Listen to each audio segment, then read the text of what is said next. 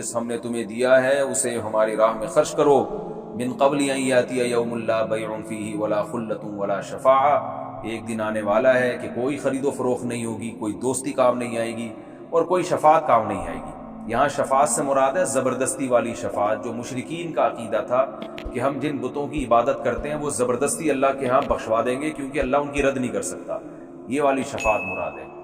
اور کافر کی شفاعت نہیں ہو سکتی۔ جو مومن کی شفاعت ہے، جو نبی صلی اللہ علیہ وسلم اور علماء اور بزرگان دین کریں گے، وہ شفاعت قرآن ہی سے ثابت ہے۔ سورہ نبا میں اللہ نے بتایا کہ وہ کیا ہے، وہ آیت ہے کہ یوم یقوم الروح والملائکۃ صفا لا یتکلمون الا من اذن له الرحمن وقال صوابا، کوئی اللہ کے سامنے بات نہیں کر سکے گا، سفارش نہیں کر سکے گا مگر جس کو اللہ اجازت دے۔ تو وہ اللہ اجازت کس کو دے گا؟ پیغمبروں کو اور اپنے ماننے والوں کو۔ اور کس کے لیے دے گا؟ وقال صوابا، اور وہ بات بھی درست کرے، یعنی جس کی شفاعت کی میں اجازت دوں انہی کی شفاعت کرے۔ کس کی اللہ اجازت دیں گے؟ صرف ایمان والوں کی۔ اور کتنی اجازت دیں گے؟ وہ اللہ قیامت میں خود اس کی حد بندی کریں گے۔ لیکن کافر کی شفاعت نہیں ہو سکتی، اور شفاعت قہری نہیں ہو سکتی کہ آپ شرک کریں اور آپ یہ سمجھیں کہ یہ جو معبود ہے یا جو بزرگ ہیں جن کی عبادت کر رہا ہوں یہ مجھے زبردستی بخشوا دیں گے اور اللہ ان کی رد نہیں کر سکتا، ایسا نہیں ہے۔ اسی پارے میں آیت الکرسی بھی ہے، اللہ نے اپنی حمد و ثنا کی ہے، اللہ لا الہ الا هو الحی القیوم، اللہ وہ ذات ہے جس کے سوا کوئی عبادت کے لائق نہیں، زندہ ہے، ہر چیز کو تھامنے والا ہے۔ میں چونکہ اس کا لفظ بلفظ ترجمہ اس لیے کر رہا ہوں کہ آیت الکرسی بہت پڑھی جاتی ہے اور حدیث میں اس کی بہت فضیلت ہے۔ آپ صلی اللہ علیہ وسلم نے فرمایا اس سے افضل آیت پورے قرآن میں نہیں ہے۔ فرض نماز کے بعد آپ صلی اللہ علیہ وسلم نے فرمایا جو پڑھے گا اسے جنت میں جانے سے کوئی چیز نہیں روک سکتی۔ اور صحیح حدیث سے ثابت ہے کہ شیطان سے، جنات سے، جادو وغیرہ سے آیت الکرسی انسان کو بچاتی ہے۔ رات کو بھی پڑھ کے سونے کی ترغیب ہے۔ حضرت ابو ہریرہ کا مشہور واقعہ ہے، چونکہ یہ خلاصہ میں پوری تفصیل نہیں بیان کروں گا۔ شیطان ان کو تنگ کرتا تھا انسانی شکل میں آ کے، حضرت ابو ہریرہ نے آیت الکرسی پڑھی اور نبی نے فرمایا کہ یہ شیطان اب راستہ تمہارا چھوڑ دے گا۔ تو شیطان آیت الکرسی سے ڈرتا ہے، تو یہ رات کو بھی سوتے ہوئے پڑھنی چاہیے، دم کرنا چاہیے اس کا اپنے اوپر، اور نمازوں میں بھی اس کی پابندی کرنی چاہیے۔ یہ جو آج کل جھوٹے روحانی عاملین بنے ہوئے ہیں نا، الٹی سیدھی چیزیں بتا رہے ہوتے ہیں، ان کے پاس جانے کی ضرورت نہیں ہے۔ کسی پہ جن ہو یا کوئی ایسا مسئلہ ہو جادو، آیت الکرسی پڑھ کے اس پہ دم کریں۔ تو اللہ وہ ذات ہے جس کے سوا کوئی عبادت کے لائق نہیں۔ اور یاد رکھیں جتنا مفہوم ذہن میں رکھ کے جب دم کریں گے تو زیادہ فائدہ ہوگا، اور مفہوم ذہن میں رکھ کے پڑھیں گے تو زیادہ ثواب ملے گا۔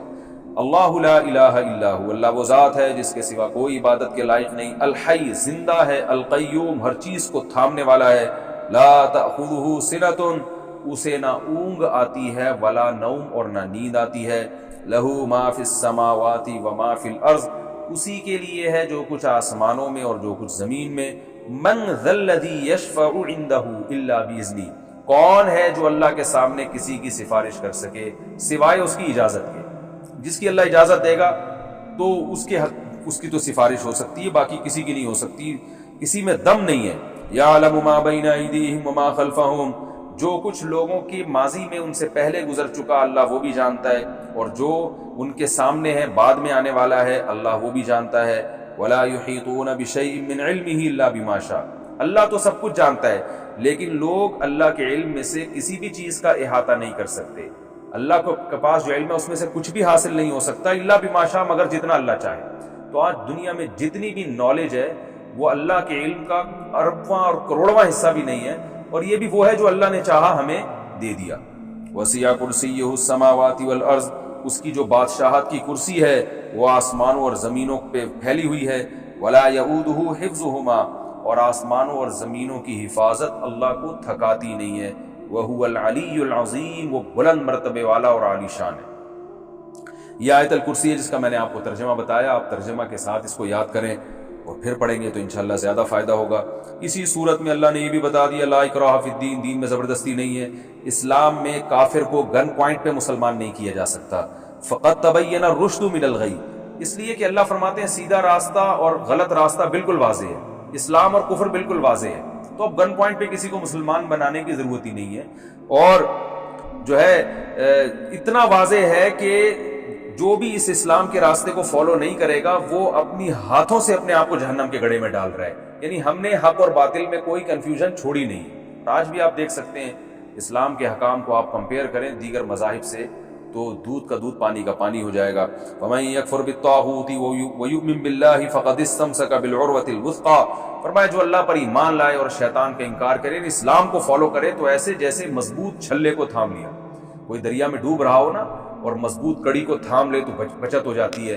تو اللہ فرماتے ہیں یہ دنیا بھی حوادث کا اور شیطانی جو ہے نا اس میں تصرفات ہوتے ہیں، گمراہیاں پھیلتی ہیں. جو اسلام کے چھلے کو پکڑ لے گا تو وہ بچ جائے گا. تو وہ مضبوط چھلا ہے اور مضبوط لگام ہے جس کو پکڑنے سے تمہاری حفاظت ہو جائے گی. لن فصام لہا، یہ ٹوٹنے والا نہیں. بڑی خوبصورت مثال دی. اور اللہ نے یہ بھی فرمایا اللہ ولی الذین آمنوا یخرجہم من الظلمات الی النور. ایمان والوں کا اللہ دوست ہے، ان کو گمراہی سے روشنی کی طرف لاتا ہے. یعنی جب آپ اسلام کو فالو کرتے ہیں نا تو آہستہ آہستہ آپ کے سامنے ہدایت کے راستے اور کھلتے چلے جاتے ہیں، حق اور باطل اور ممتاز ہوتا چلا جاتا ہے. اور جو اسلام کو فالو نہیں کرتے تو وہ اور زیادہ گمراہی کی طرف چلے جاتے ہیں. اس کی مثال دیکھ لیں آپ. یورپ اسلام کو فالو نہیں کر رہا، کیسے کیسے گمراہانہ قانون بنتے چلے جا رہے ہیں. گے میرج کو حلال کر دیا، کچھ انسانی سوچنے کی بات ہے. شراب حلال ہے، زنا حلال ہے، گمراہی میں پڑتے چلے جا رہے ہیں. اور اب پتہ نہیں کیا کیا چیزیں حلال ہونے والی ہیں، اللہ کی پناہ. تو اللہ فرماتے ہیں ایمان والے جو ایمان کو فالو کرتے ہیں روزانہ ان کی ہدایت بڑھتی ہے، اور جو اسلام کو فالو نہیں کرتا وہ گمراہی سے گمراہی کی طرف چلے جاتے ہیں اور آئندہ اور زیادہ گمراہ ہو جائیں گے. اسی صورت میں اللہ تعالیٰ نے ابراہیم علیہ السلام کا جو نمرود سے بحث ہوئی تھی وہ بھی ذکر کی. ابراہیم علیہ السلام نے کہا میرا رب جو ہے، میرا رب زندہ کرتا ہے اور موت بھی دیتا ہے. تو بادشاہ نے کیا کہا کہ میں بھی تو زندہ کر سکتا ہوں. ایک شخص جس کے پھانسی کا فیصلہ ہونے والا تھا اس کو کہا، چھوڑ دیا، کہا دیکھو یہ مرنے والا تھا، میں نے اس کو حیات دے دی. اور ایک آدمی جو بیچارہ بے گناہ تھا اس کو بادشاہ نے قتل کروا دیا، بولا دیکھو میں تو موت دیتا ہوں. ابراہیم علیہ السلام نے کہا ٹھیک ہے، میرا رب تو مشرق سے سورج نکالتا ہے، تو مغرب سے نکال کے دکھا. تو بیچارہ تو نہیں کہنا چاہیے، وہ جو ہے نا مبہوت ہو گیا. اللہ نے اسی میں ایک واقعہ بیان کیا کہ کوئی بزرگ تھے پچھلے زمانوں میں، تو یا کوئی پیغمبر تھے، اس کا قرآن میں ہمیں واضح تذکرہ نہیں ملتا. تو انہوں نے کہا کہ اللہ تو جب ہم ہڈیاں ہو جائیں گے کیسے زندہ کرے گا. ان کے دل میں کوئی شبہ یا شک نہیں تھا، بس ویسے اطمینان قلب کے لیے. تو قرآن کہتا ہے کہ اللہ نے ان کو موت دے دی. کالذی مر علی قریۃ وہی خاویۃ علی عروشہا. ایک بستی کے پاس سے گزرے جو تباہ ہو چکی تھی. تو انہوں نے کہا اللہ یہ تو مر گئے، کھپ گئے، کیسے قیامت میں دوبارہ زندہ ہوں گے. اللہ نے انہی کو موت دے دی اور 100 سال کے بعد اللہ نے ان کو اٹھایا. اور پھر اللہ نے پوچھا بتاؤ تم کتنے دن سوئے ہو، یہ کتنے دن تم پر موت واقع ہوئی ہے. انہوں نے کہا 1 دن یا اس سے بھی آدھا. اللہ نے کہا کہ تمہیں میں نے 100 سال تک موت دی ہے، 100 سال کے بعد اٹھایا ہے. فانظر الی طعامک وشرابک لم یتسنى. اپنا کھانا اور پینا دیکھو ذرا بھی خراب نہیں ہوا. 100 سال تک اللہ نے اس کی بھی حفاظت کی. وانظر الی حمارک. اور اپنے گدھے کی طرف دیکھو، گدھا جو ہے نا مر کے ہڈیوں کا ڈھانچہ بن چکا تھا، اللہ نے اسے زندہ کر دیا. کہا یہ اپنے گدھے کی طرف دیکھو. وَلِنَجْعَلَكَ آیَةً لِلنَّاسِ وَانظُرْ إِلَى الْعِظَامِ كَيْفَ نُنشِزُهَا. دیکھو ان ہڈیوں کو ہم کیسے دوبارہ اکٹھا کرتے ہیں. ثُمَّ نَكْسُوهَا لَحْمًا. ان پہ گوشت کیسے چڑھاتے ہیں.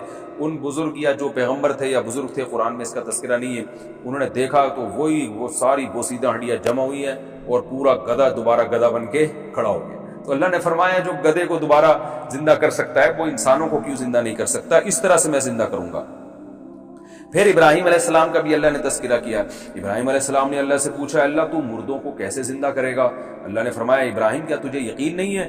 قال بلا ولکن لیطمئن قلبی. کیوں نہیں ہے اللہ، مجھے تیرے وعدوں پر یقین ہے، بس میں چاہتا ہوں اور اطمینان ہو جائے. تو اللہ نے کہا خذ اربعۃ من الطیر. اے ابراہیم آپ 4 پرندوں کو لیں، فصرہن الیک. کسی مخصوص آواز سے ان کو مانوس کریں، پھر ان کو ذبح کر کے ان کے گوشت مکس کر کے 4 پہاڑوں پہ، چاروں کناروں پہ، چاروں طرف ان کے ٹکڑے مکس کر کے ڈال دیں. پھر کیا کریں آپ کہ ثم اجعل علی کل جبل منہن جزءا ثم ادعہن. پھر جس آواز سے جس پرندے کو مانوس کیا وہ آواز نکالیں.